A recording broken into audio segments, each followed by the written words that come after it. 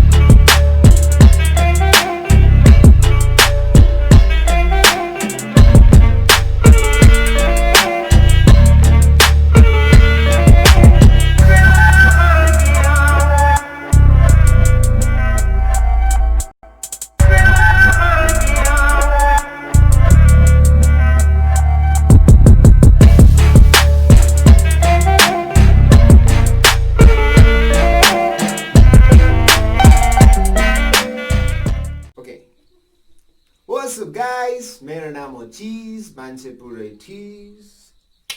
So हामीले bleach custom गरिसक्यौँ and it was really good, हैन. That was सेटिस. My lord, जीवनमा अनुभव गर्नु पायो my lord. And this custom is the best custom, I have ever done. It's easy, very much easy. Everyone can do it, but safety first. Use gloves. You can use gloves, not this. You can use gloves for your safety. जसमा मैले चाहिँ use गरेको छुइनँ. And सँगैमा मैले 2-3 वटा अरू T-shirt पनि bleach गरेको छु, like the same kind of thing, which was very easy to do. And let's see the custom,